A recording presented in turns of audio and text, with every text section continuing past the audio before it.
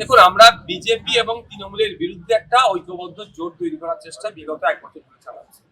সেই চালানোর জন্য আমরা ইগোকে সাইডে রেখে একাধিকবার বামেদের পার্টি অফিসে তথা আলিমুদ্দিন ডিস্ট্রিক্টে এসে বসেছি, কথা বলেছি। এই পর্যায়ে আমাদের আলোচনা হয়ে আছে সিট কোথায় কোথায় দেবো, এত দূর পর্যন্ত গড়িয়েছে আমাদের। কংগ্রেসের সাথে আমরা একাধিকবার চিঠি দিলেও সেই ধরনের রেসপন্স আসেনি। আনঅফিসিয়ালি আমরা যতটুকু জানতে পেরেছি, এই এত বড় ডিসিশন নেওয়ার ক্ষেত্রে আপনার এআইসিসির একটা ভূমিকা থাকে। সেই জন্য আমরা এআইসিসি কে এই বিষয়টা নিয়ে লেটার করেছি। এখন দেখার বিষয় কংগ্রেসের থেকে কি আসছে। ইন দি মিন টাইম আমরা গত রাত্রে জানতে পারলাম যে মোহাম্মদ সেলিম সাহেব এবং হুমায়ুন সাহেব আলোচনা করছেন। কে কার সাথে আলোচনা করবেন, কোন পার্টি কার সাথে জোটে যাবে, সেটা আইএসএফ তো ঠিক করে দিতে পারে না। তবে আমাদের অবস্থান স্পষ্ট দিনের আলোর মতো, সেটা হচ্ছে যারা প্রকৃত অর্থেই বিজেপি এবং তৃণমূলের বিরুদ্ধে লড়াই করতে চাইছেন এবং সেকুলার মাইন্ডলি যারা চলে, শুধুমাত্র ওই পোশাক আশাকে সেকুলার নয়, কাজকর্মে সেকুলার, কথাবার্তা তো সেকুলার যারা চলে, তাদেরকে নিয়েই আমরা আপকামিং ইলেকশনে জোট করব। হুমায়ুন সাহেবকে নিয়ে আমাদের অবস্থান অনেক আগেই আমাদের পার্টির পক্ষ থেকে ক্লিয়ার হয়েছে। আমাদের কাছে হুমায়ুন সাহেবের মানে একটা মেসেজ কনভে হয়েছিল, তার পার্টির কোন এক নেতা কনভে করেছিল, দিয়েছিলেন, জানিয়েছিলেন। সেই মেসেজ আমি আমাদের রাজ্য কমিটি কোন কমিটিতে কনভে করেছি। আমাদের এখন পর্যন্ত হুমায়ুন সাহেবের সাথে কিভাবে চলবেন, কি করবেন, সেটা এখনো ডিসিশন হয়নি। সুতরাং যেটা ডিসিশন আমরা এখনো নিইনি, সেই বিষয়ে তার থেকে বেশি কথা আমি বলতে পারবো না। সম্ভাবনা আছে বলি তো সিট কোন জায়গায় ঘোষণা দেবো, এই লিস্টের আদান প্রদান হয়েছে। হুমায়ুন সাহেবের প্রতি ভরসা আছে?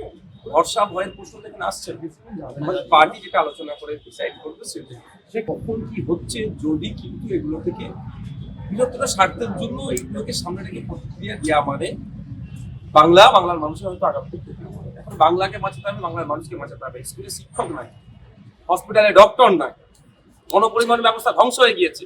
সাংবাদিক, আপনি আমার বিরুদ্ধে যদি একটু কড়া খবর করে ফেলেন সত্যটা, আমার লোক দিয়ে আপনাকে থ্রেট দিয়ে হচ্ছে, মানে আমার নামেই আমি দোষটা চাপিয়ে নিচ্ছি, আমি তাদের কাজ করি না। তো এই সাংবাদিক স্বাধীনতার দুরবস্থা, সমগ্র ব্যাপারটা দেখুন আজকে বাংলা এগিয়ে যাচ্ছে না, বাংলা পিছিয়ে যাচ্ছে। এই দুরবস্থা থেকে বাংলাকে মুক্তি দিতে হবে। সেই জন্য কিছু কম কথা অন্তত বলি, এখন মুখে লিখোপাসটা এখন লাগিয়ে রাখিস, সময় বলবো যদি প্রয়োজন পড়ে। বাবরি মসজিদ যেদিনকে শহীদ করেছিল অযোধ্যার, সেই দিনটাকে ব্ল্যাক ডে হিসাবে আমরা গত মানে লাস্ট 2025 আমরা পালন করেছি, আগামী দিনে আমরা পালন করবো। এখানে কোনো কম্পেয়ারের জায়গা নাই।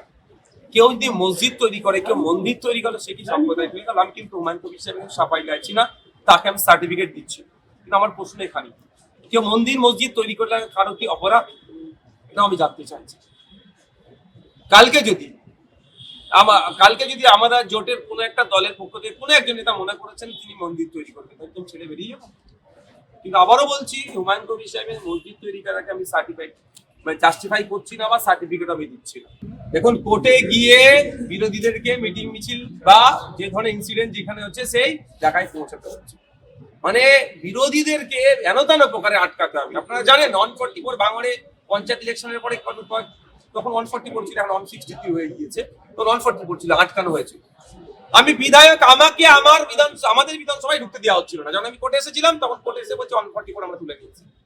এটা শর্টকাট চলছে, এটা সার্কাস চলছে। বিরোধীরা যত যাবে তত সত্য উদ্ঘাটন হবে। তবে কেউ যদি নাটক করে, সেটাকে যদি মিসলিড করে, সেটা তার মানে রাজনীতির জন্য দুর্ভাগ্য। কিন্তু আমি আশা করব যে রাজ্যে বা দেশে, আমাদের দেশে বা আমাদের রাজ্য বলি, বিরোধী যত শক্তিশালী হবে, বিরোধী যত ভোকাল হবে, ডেমোক্রেসি ততটাই স্ট্রং হবে, ততটাই সুরক্ষিত থাকবে। কি রাজ্য সরকার কি কেন্দ্র সরকার, বিরোধীদেরকে 163 নাম দিয়ে বারবার আটকানো হয়েছে। আপনি সন্দেশখালী আমরা যখন যেতে চেয়েছিলাম, 100 কিলোমিটার আগে, 70 কিলোমিটার আগে আমাদেরকে আটকে দেওয়া হচ্ছে, প্রিভেন্টিভ অ্যারেস্ট করে নেওয়া হচ্ছিল। গণতন্ত্র এগুলো হয়? গণতন্ত্র কিভাবে, গণতন্ত্রের হাজিয়া উড়িয়ে দিচ্ছে।